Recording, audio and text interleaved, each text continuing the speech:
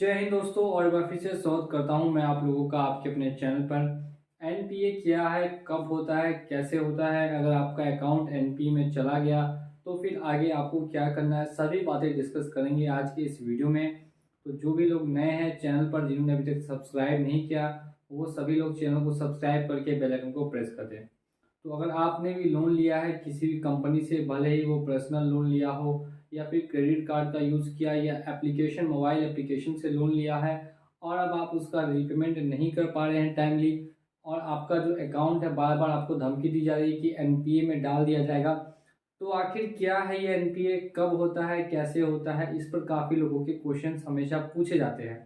तो ध्यान से मेरी बातों को अगर आप लोग पूरी इंटरेस्ट के साथ लास्ट तक वीडियो को अगर देखेंगे तो आपको सभी बातों का आपको ज्ञान हो जाएगा। सबसे पहले हम लोग बात करते हैं कि आखिर एनपीए क्या होता है। देखिए, ये नॉन परफॉर्मिंग एसेट। अगर कोई भी बैंक आपको लोन देता है तो वो उससे पैसा कमाना चाहता है, लेकिन जब लंबे समय तक उस पैसे से बैंक को कोई प्रॉफिट नहीं होता, जब आप लोग लंबे समय तक डिफ़ॉल्ट करते हैं, 3 महीना या उससे ज़्यादा अपना लोन को डिफ़ॉल्ट रखते हैं, तो फिर बैंक क्या करता है, आपका जो अकाउंट है उसको एनपीए में डाल देता है। इसका ये मतलब हुआ कि अब आपसे बैंक को कोई भी फ़ायदा नहीं मिल रहा है, इसीलिए आपका अकाउंट अब एनपीए में जा चुका है।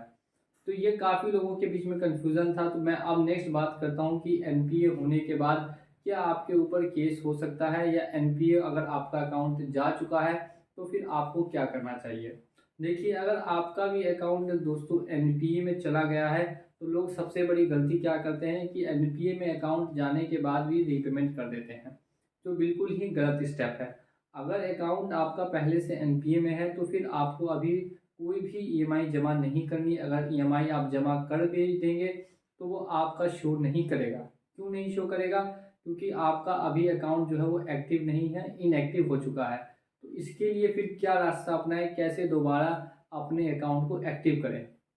तो एनपीए से अपना लोन अकाउंट हटाने के लिए या आप बैंक में जाएंगे या फिर आप जिस मोबाइल एप्लीकेशन से लोन लिए हैं उस मोबाइल एप्लीकेशन वाले से बात करेंगे, और बात करके उनको अपनी डिटेल्स बताएंगे और उनसे रिक्वेस्ट करेंगे कि जो आपका अकाउंट अभी एनपीए में है उसको दोबारा से पीए में डाल देने के लिए, ताकि आप आसानी से उनका रीपेमेंट कर सकें। अगर वो दोबारा से आपका अकाउंट पीए में डाल देते हैं और लोन अकाउंट एक्टिव कर देते हैं, तब आप उनकी ईएमआई जमा करेंगे, तब जाके आपका जो लोन है वो क्लियर होगा। लेकिन अगर एनपीए में है और तब आप डाल रहे हैं ईएमआई, तो उसका कोई फ़ायदा नहीं होगा। आपका जो स्टेटस है वो सेम का सेम ही शो करेगा। तो इन बातों का आपको हमेशा ध्यान रखना है। अब एनपीए में अगर अकाउंट चला गया है तो क्या उसके बाद आपके ऊपर किसी तरीके से कार्रवाई हो सकती है, या क्या केस हो सकता है, इस पर भी काफ़ी लोगों का सवाल है। एनपीए में अकाउंट भले ही आपका चला गया हो, लेकिन जो कंपनियां हैं, बैंक है, वो हमेशा चाहती है कि वो पैसा भी वो लोग रिकवर करें। तो वो पैसा रिकवर करने के लिए आपको बार बार कॉल करना और आपके घर एजेंट्स भेजना, ये उन लोगों का लगा रहेगा। इसका ये मतलब नहीं है कि अब आपको परेशानी नहीं होगी। जो वो लोग अपना तरीका अपनाते हैं रिकवरी का, वो हमेशा की तरह अपनाएंगे ही, और आपके घर पे जो लोग पहले भेजते थे या आपको कॉल करते थे उसको जारी रखेंगे। अब इन सब से कैसे बाहर निकलना है, जो कॉल्स आते हैं, रिकवरी एजेंट्स आते हैं, तो उसके लिए हमारे चैनल पे डिटेल में बहुत सारी वीडियोस बनी हुई हैं, तो सब्सक्राइब करके आप जाकर देख सकते हैं। अभी फ़िलहाल हम लोग बात कर लेते हैं क्या एनपीए के बाद आपके ऊपर केस हो सकता है। तो देखिए, यहाँ पे दो तरह के दोस्तों मोमेंट बनते हैं, दो तरह की सिचुएशन बनती है। एक तो वो लोग होते हैं जो जानबूझकर बैंक का पैसा नहीं देते, और दूसरे जो पहले से किसी फाइनेंशियल कंडीशन में फंसे हुए हैं, जिस वजह से उन्होंने लोन लिया था और इसी वजह से वो पैसा नहीं दे पा रहे। तो अगर आपके पास किसी तरीके का जॉब नहीं है, करोड़ों रुपए की संपत्ति नहीं है, तो अगर आप रिकमेंड नहीं करें तो फिर कोई दिक्कत वाली यहाँ पे बात नहीं है, आपके ऊपर कोई भी केस वगैरह नहीं होगा। अगर एक दो सेक्शन के तहत अगर 1% चांसेस में केस अगर होते भी है, तो उनसे कैसे बाहर निकलना है इस पे भी वीडियोस आ जाएंगी।